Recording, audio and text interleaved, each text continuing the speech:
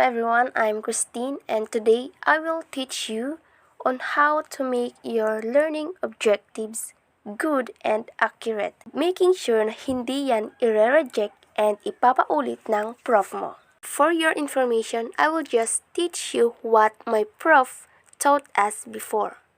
So, shout out Sir Rich, one of my fave teacher. First of all, ano nga ba ang learning objectives?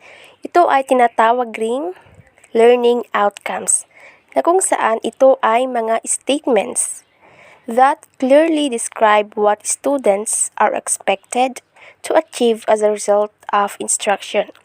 So, dito makikita na kung saan ang mga estudyante ay dapat na ma-achieve yung mga learning objectives ng isang teacher. And before I forget to tell you na dapat ang learning objectives ay aligned sa discussion.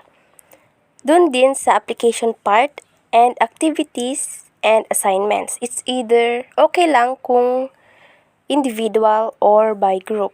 Alangan naman na yung learning objectives mo ay hindi akma sa iyong discussion part, application, activities, and assignments, di ba?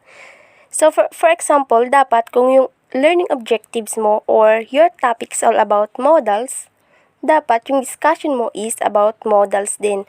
For example, the students are expected to define modals. So, in your discussion part or the lesson proper, dapat yung meaning ng modal ay maibibigay mo na kung saan dapat matututuhan ng estudyante yung meaning ng modals. Ganun yun.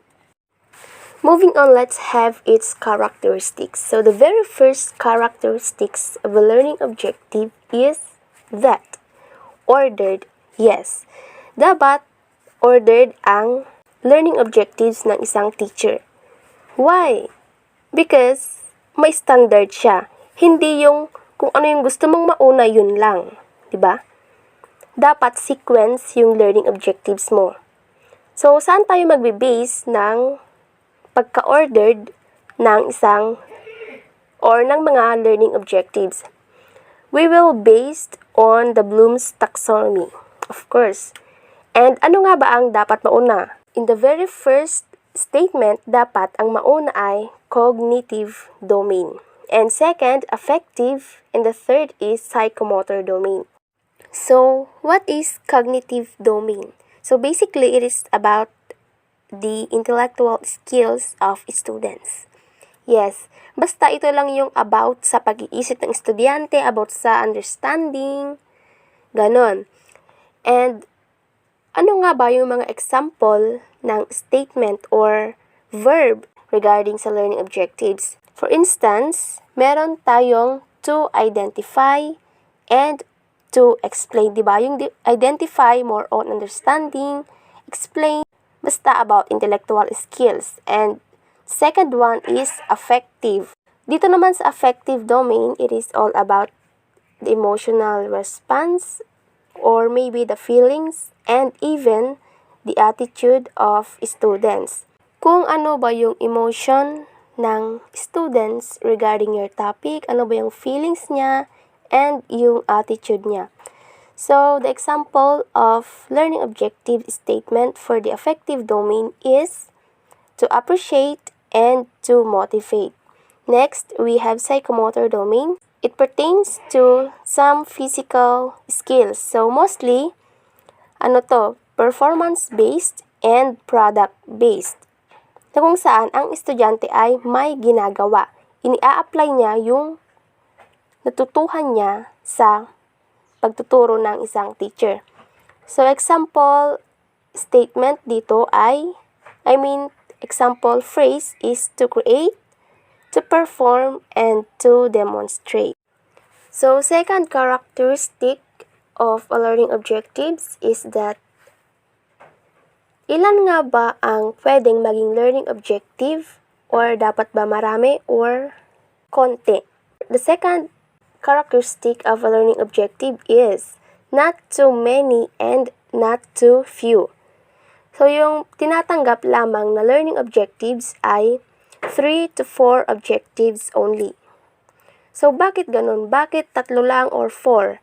Kasi pag maraming objectives, mahihirapan kang mag-instruct sa students and maybe hindi mo maituturo yung ibang points or yung ibang learning objectives mo. Kasi pag marami, mahihirapan ka. And pag konti naman, syempre kulang.